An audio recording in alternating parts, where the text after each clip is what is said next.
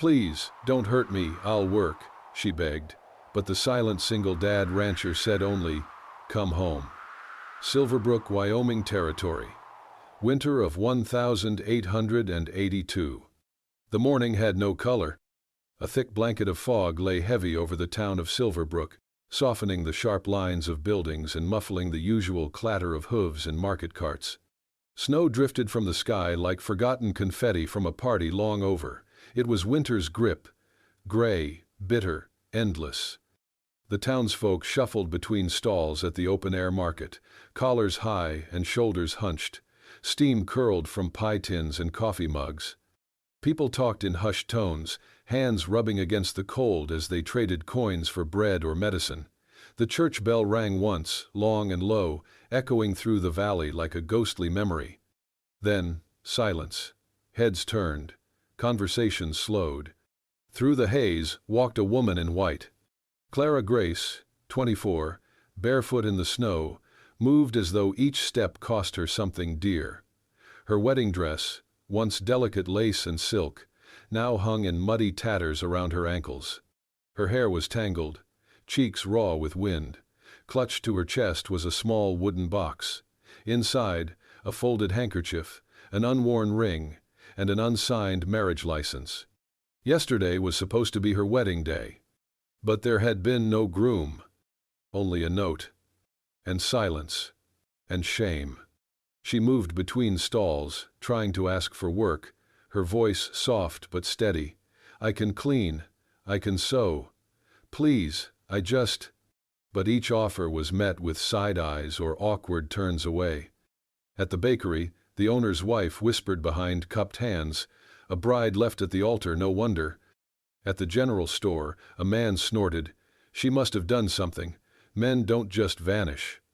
No one wanted a woman in a wedding dress with tear-stained cheeks, especially not one who looked like she might shatter if you touched her. Clara gripped the box tighter and turned back toward the center of town.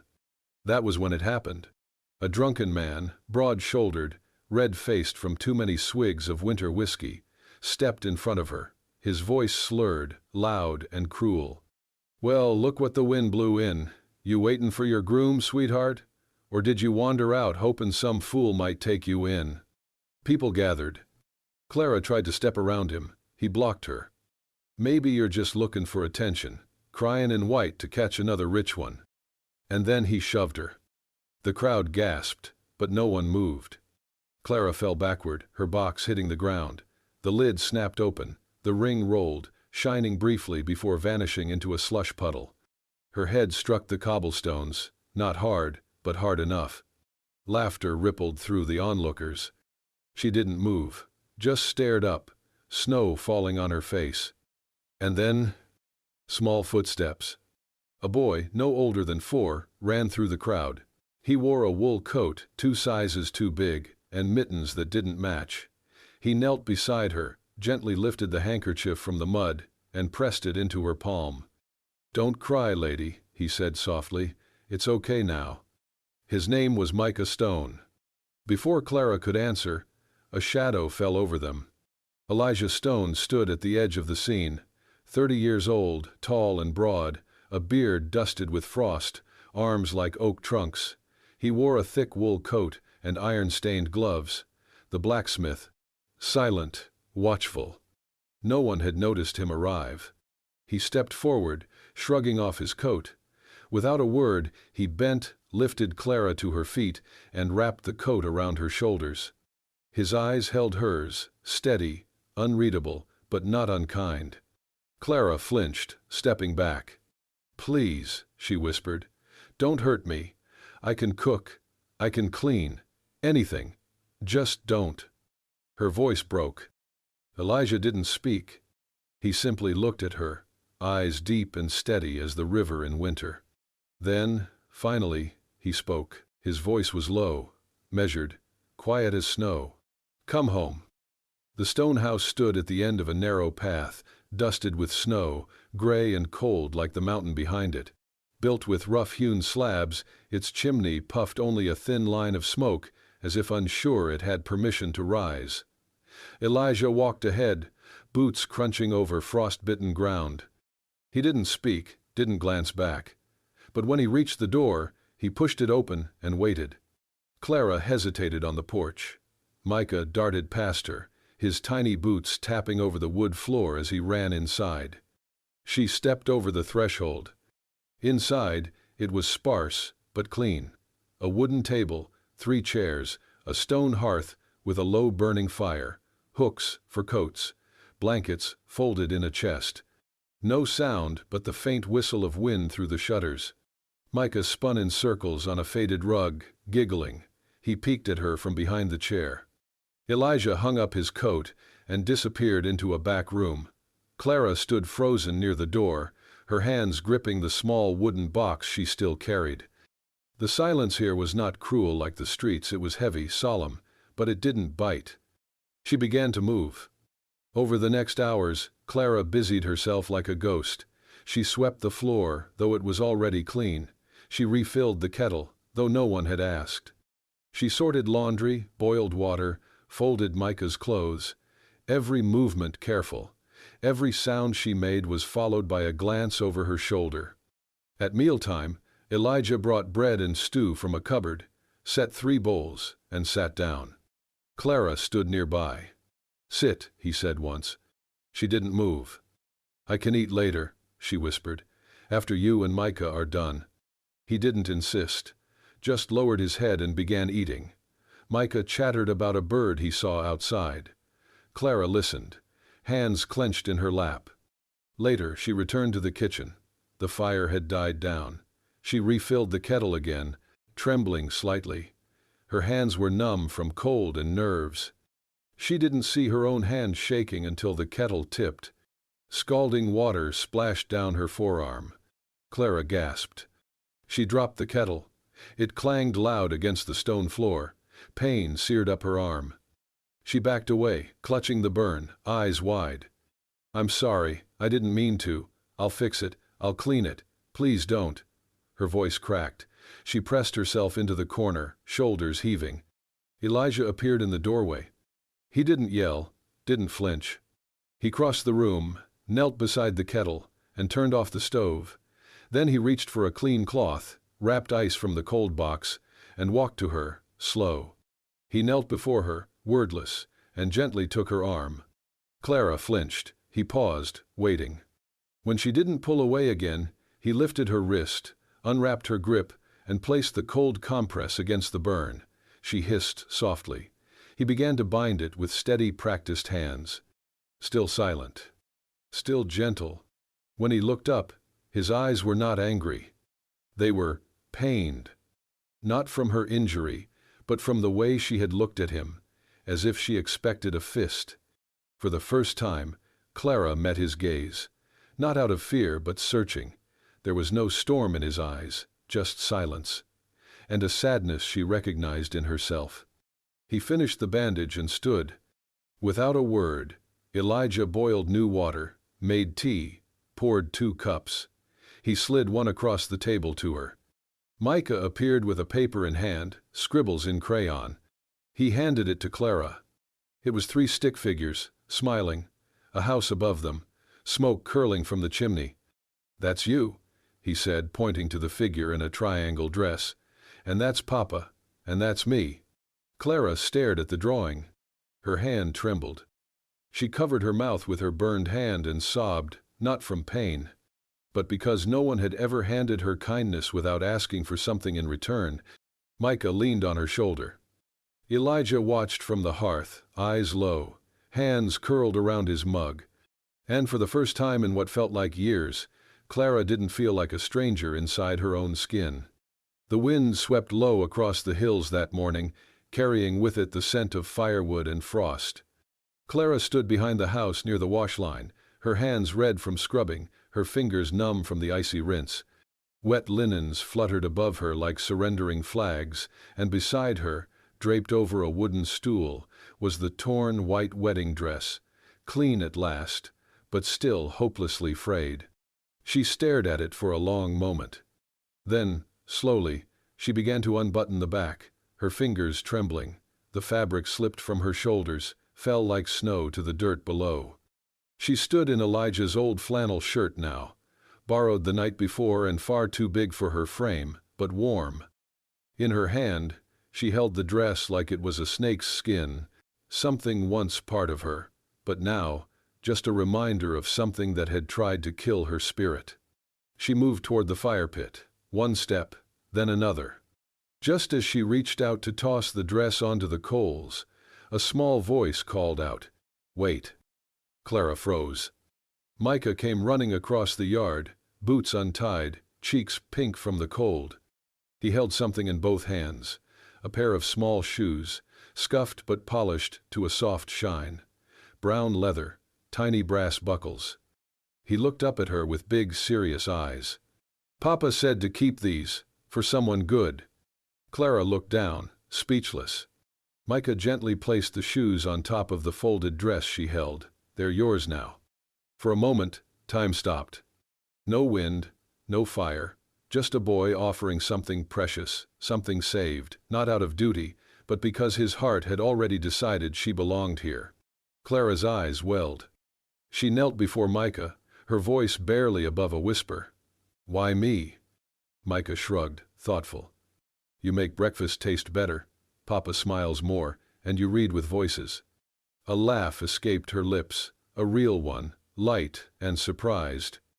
It was the first time she had laughed since arriving, the first time it hadn't hurt. Behind them, a quiet sound, boots on wooden steps. Elijah stood on the back porch, leaning against the post, arms folded. He hadn't said a word, but his eyes held something warm. He had seen everything, said nothing, and somehow that meant more. Clara glanced at him, meeting his gaze for a heartbeat longer than before. She rose slowly, still holding the dress and the shoes. "I won't burn it," she said softly, unsure if she was speaking to Micah or Elijah. "But I won't wear it again either." Micah nodded, satisfied, and darted back toward the barn, where a wooden horse awaited him. Elijah didn't move.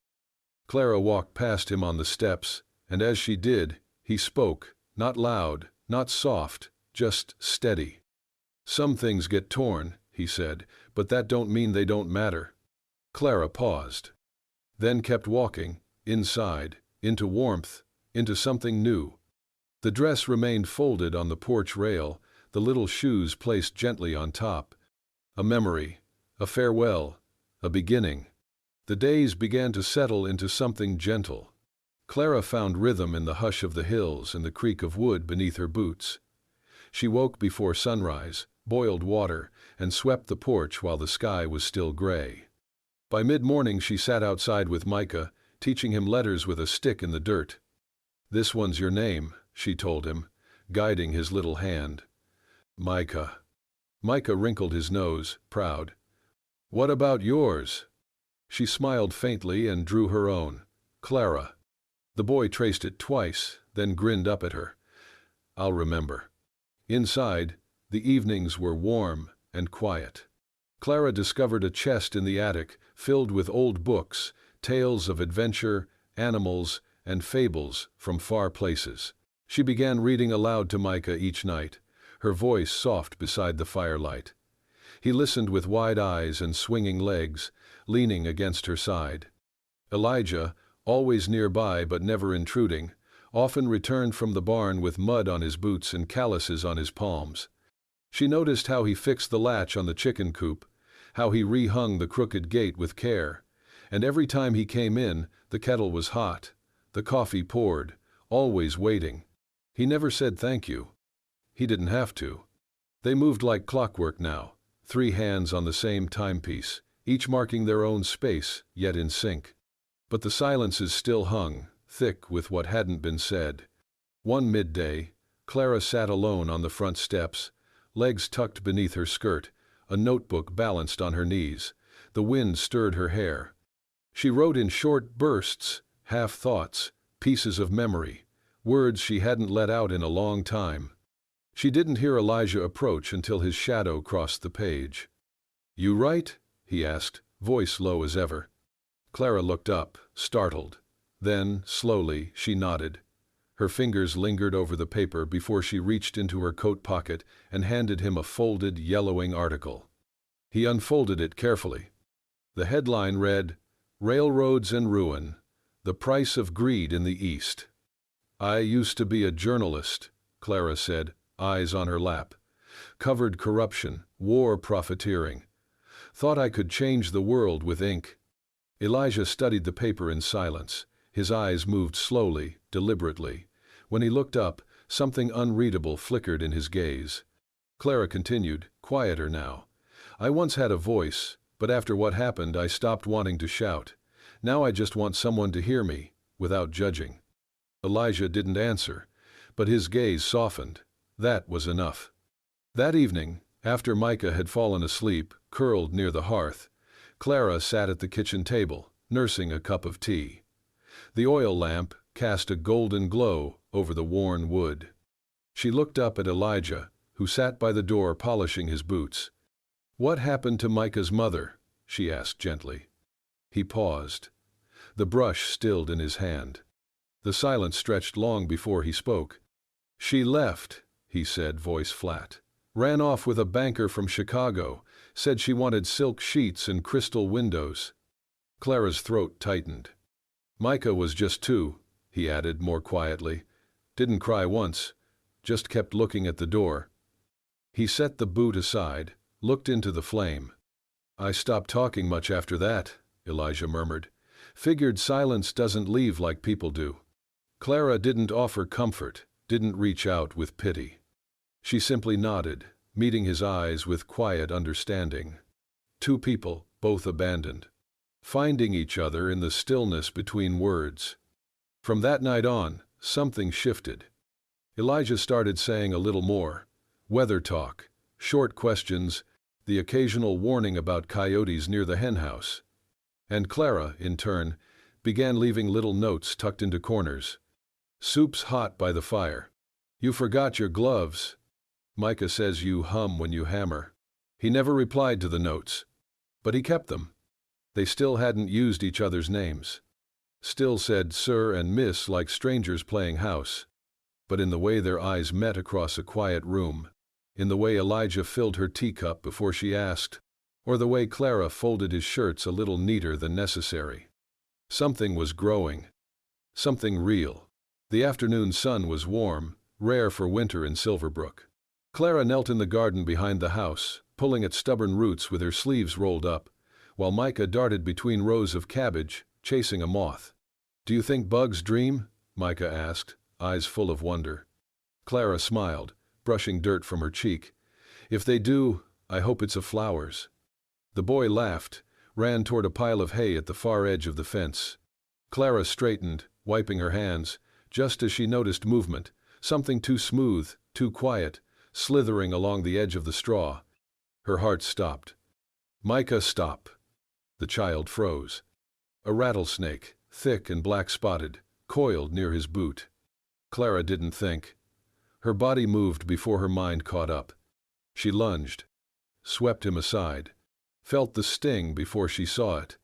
The fangs sank into her forearm, sharp, burning. Pain lanced through her. She fell to her knees with a gasp, clutching her arm. Micah screamed. "Elijah," Clara rasped, trying to calm the child even as her vision blurred. "Run, get your pa." The boy bolted toward the house, barefoot, shouting. Moments later, heavy boots thundered across the yard. Elijah appeared, eyes wide, rifle forgotten in his hand.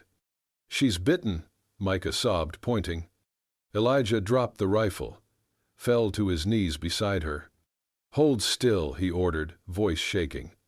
Clara could barely breathe. "Snake." "I see it," he said, pulling a knife from his belt.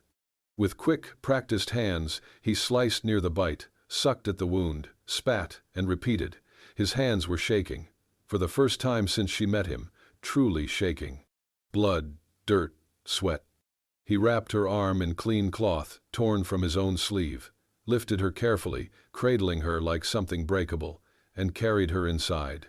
Micah followed close behind, clutching the old embroidered handkerchief his mother had once made. Inside, Elijah laid Clara on the bed near the fire. He stoked the flames higher, fetched water, mixed herbs, his movements fast, focused, desperate. Micah crawled up beside Clara and placed the handkerchief over her bandaged arm, whispering, "This always made me feel better when I was sick." Clara couldn't speak. Her lips were blue. Her eyes fluttered. Elijah sat beside her, dabbing her forehead, murmuring something low and rough under his breath. He didn't sleep. All night he stayed at her side, checking her pulse, changing the cloth, brushing hair from her face. And all night, his hand never left hers. By morning, the fever began to break. Clara stirred, groaned softly. Her lashes fluttered open, and she saw Elijah, head resting on the edge of the bed, hand still holding hers. He had fallen asleep sitting up, exhaustion etched into every line of his face. She blinked slowly and smiled. When Elijah sensed movement, he jolted awake, eyes immediately on her. "You're back," he said, voice raw. Clara's voice was hoarse but steady. "Didn't mean to scare you." He didn't reply, just stared at her with something close to pain in his eyes. "You didn't have to," he began, then stopped. "I did," she whispered. "He's just a boy." Elijah looked down, tightening his grip on her hand. "He's everything I've got." Clara nodded, breath shallow. "Then we protect him, together." It wasn't a confession. It wasn't a promise. But in that room, in the soft light of dawn and the smell of burned-out firewood, something unspoken was sealed. Not with words, but with hands held and fear shared. Micah peeked around the doorframe, clutching his blanket. "Is she okay now?" he asked, wide-eyed. Clara turned her head slowly and smiled. "Getting there." The boy ran in, climbing up beside them. Elijah reached to steady him, but Clara was already pulling Micah close, her good arm wrapping around him. And in that moment, the three of them, wounded, weary, warm, sat together, tangled not by blood, but by something deeper. They didn't call it family yet. But they would. They would. The snow had begun falling again, soft, delicate flakes dancing outside the windows of the stone house. Inside, Clara was folding laundry near the fire, her arm still tender but healing. Micah was asleep upstairs, clutching the handkerchief like always. Elijah returned from the mailbox at the end of the trail, face unreadable as he handed Clara a small, wrinkled envelope. No return address. Just her name. Clara froze. Her fingers trembled as she broke the seal and unfolded the note. The handwriting was sharp, familiar. "You humiliated me. You'll come back and make this right, Clara. This isn't over. I'll come for you soon. You still wear my name." No signature, just the stink of control she'd tried to outrun. She dropped the letter as if it had burned her. Elijah stooped, picked it up. He read it once, quietly. His jaw tightened. But he didn't speak. He only walked to the fire, let the flames lick the edge of the letter, and dropped it in. It curled black and vanished into ash. Dinner was quiet that night. Micah babbled happily about learning the letter M. Clara smiled, but her hands shook as she passed the bread. Elijah didn't say a word, but something inside him shifted. After Micah had been tucked in, Clara stood at the sink, staring out at the darkened hills. Behind her, Elijah cleared his throat. She turned. He was holding something wrapped in waxed cloth. "I've got something," he said, voice low. He unwrapped it gently, an old newspaper article, folded so many times it was nearly falling apart, yellowed edges, ink fading. He laid it on the table between them. Clara stared. Her own name beneath the headline. "Whistleblower exposes railroad bribery. Eastern reporter risks life for the truth." Her breath caught. I wrote this," she said, voice barely audible. "I know," Elijah replied. She looked up, confused. "I've had it 5 years," he said, eyes on the paper, not her. "Found it in a bundle of scrap they used to wrap horseshoes. Almost threw it away." "Why didn't you?" He hesitated, then looked at her. "Because it made me believe there were still people brave enough to stand for something. I read it every winter, every time I thought the world forgot what decency looked like." Clara felt her chest tighten. She reached for the page, running her fingers over the words she had once poured her soul into. "I used to think words could change the world," she said softly. "Then I found out some men only want to change you." He shook his head. "That man, he's wrong. You didn't shame his name. He never earned yours." Her eyes welled. "Elijah, why did you keep it all this time?" He didn't blink. "Because I saw you long before you came here." Silence settled, heavy but warm. The fire popped. Clara finally whispered, "You never told me why you helped me that day, at the market." He nodded once. "Because I've seen enough people walk away when someone's down. I wasn't gonna be one of them again." Her lips trembled. In that moment, something old and wounded inside her loosened, just a little. She sat beside him, shoulder brushing his. Neither spoke for a while. Then she leaned her head on his arm. Not seeking comfort. Just choosing stillness. The first anyone saw of him was the glint of polished boots stepping off the stagecoach. Tall, broad-shouldered, wearing a dark city coat and gloves too fine for Silverbrook, the man moved like he expected doors to open for him. His name was Charles Whitmore. And he was Clara's husband, at least on paper. He walked with a purpose, jaw clenched, eyes scanning the modest buildings of the town like they were beneath him. As he passed the saloon, two men tipped their hats out of habit, then looked at each other, frowning. By the time he reached the general store, the whispers had begun. "He's the one," a woman murmured. "The groom who left her?" another asked. "Heard he came to take her back." Charles stopped a passerby with a curt wave of his hand. "Where is Clara Whitmore? I was told she's squatting with some cattlemen out here." The man blinked, stiffened. "Miss Clara teaches at the chapel schoolhouse." Charles turned, walking down the muddy road, ignoring the curious eyes watching from behind curtains and windows. He passed the blacksmith. He passed the cafe. He passed Elijah Stone's cabin, and sneered at the sight of a child's wooden horse left in the yard. And then he found the church. Out front, beneath the shadow of the steeple, children were gathered on wooden benches, small slates in hand, mouths moving through their ABCs. Clara stood beside them, Micah seated at her feet. Her voice was calm, her smile gentle as she pointed to the letters drawn in chalk. Charles strode forward, boots thudding against stone. "Clara!" he barked. She froze. The children looked up, startled. Micah gripped her skirt. "You are coming with me," Charles said. "You think you can humiliate me, run off and play schoolteacher like some frontier ghost? You belong to me. You are my wife." Clara's voice trembled. "I was never yours. You made sure of that." He took a step closer. Behind them, the church doors creaked. Elijah Stone stepped out into the sunlight. Sleeves rolled, face shadowed beneath his wide hat. He walked down the steps slowly, each bootstep deliberate. Charles straightened, sneering. "Ah, the cowboy."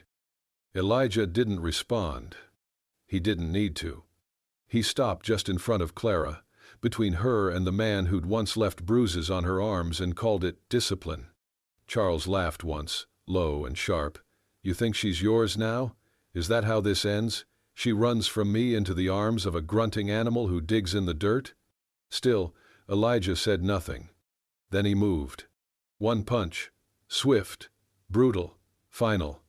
Charles collapsed onto the dirt, blood running from his nose, shock frozen on his face. He looked up, stunned. Elijah stared down at him, voice even.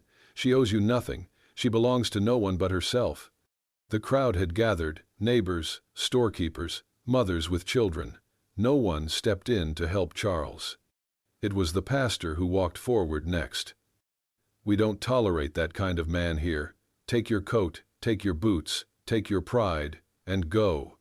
Charles staggered to his feet, glare full of fury, but not courage. Not anymore. He spat blood to the ground and turned. By sunset, he was gone. Clara stood in silence, hands trembling slightly. Micah hugged her side. Elijah turned to go, but she reached for his hand. Their fingers brushed, just lightly, but in that touch, there was everything. Gratitude. Strength. Respect. The children began singing again behind them, their voices rising like bells through the cold air. And for the first time in a long time, Clara stood tall, seen, heard, and finally, free. The pine tree stood tall by the riverbank, its branches catching the golden light of afternoon like arms outstretched in blessing. Beneath it, a gathering of simple folk waited, faces warm and eyes bright, as if the wind itself had hushed to listen. There were no pews, no choir, just wooden benches borrowed from the chapel, wild flowers gathered in tin pails, and the gentle rustle of leaves in the breeze. Clara stood at the edge of it all, her breath caught in her chest. The dress, that dress, was no longer the symbol of shame it had once been. The jagged tear along the hem had been sewn with careful, mismatched stitches. The bodice reinforced, the mud-stained lace replaced by a trim cut from the old wedding tablecloth one of the townswomen had donated.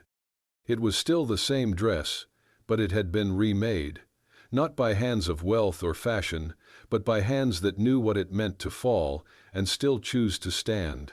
Micah skipped toward her with a wreath of daisies in his little hands, his vest slightly crooked, curls bouncing in the sunday. "You look like a storybook princess," he said, beaming. Clara bent and kissed his forehead. "And you, my knight." He grinned and ran to his place beside Elijah, who waited under the pine in a clean white shirt and the same hat he wore the day they met. His coat was pressed, his boots shined, but nothing was more striking than the way he looked at her, like he was seeing a miracle. The townspeople rose as Clara walked slowly down the grass path. No music, just heartbeats, just wind, just footsteps and smiles. When she reached him, Elijah held out his hand. She took it.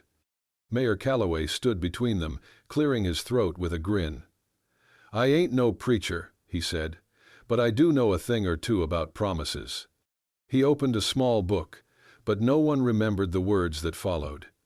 What they remembered, what stayed in the air, was Elijah's voice, steady, deep, full of truth.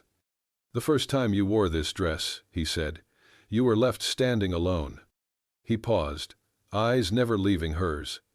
"This time I'll stay, always." Clara's voice trembled, but did not break. "You found me in the mud, and never asked why I was there. You saw me, not the past, not the bruises, not the silence, just me." She squeezed his hand. "And now I see you, not just the man who saves, but the one who stays." Micah stepped forward, handing them 2 thin silver rings, Elijah's mother's, and a simple band bought with coin Clara had once hidden in her boot. They exchanged vows beneath a sun-splashed sky, kissed with the soft cheers of friends around them. There were no violins, just laughter, no chandelier, just pine needles falling like quiet blessings. Later, as twilight crept in with pink and amber streaks, 3 horses waited at the edge of the field. Clara climbed onto her mare with Micah in front of her, small arms wrapped tight around her waist. Elijah rode beside them, his silhouette sharp against the dying Sunday. The townspeople waved as they rode off, not into the unknown, but into the life they had already begun building, one quiet kindness at a time. Their laughter echoed down the valley. Behind them, the river shimmered. The pine tree watched, eternal. And in the distance, the little house of stone waited, its windows lit, chimney smoking, and hearts inside already full. Because family was not made of blood but of choice. And love? Love was choosing again. And again. And again. And again. And again. From heartbreak in the snow to vows beneath the pines, Clara and Elijah's journey reminds us, home isn't a place, it's a choice, a hand held, a heart that stays. If this story touched you, tap that hype button, leave a comment, and subscribe to Wild West Love Stories. Every week, we bring you tales of quiet bravery, unexpected love, and the wild, untamed hearts of the frontier. This is where bullets miss, but hearts never do. Thanks for riding with us. We'll see you in the next story. Until then, choose love, always.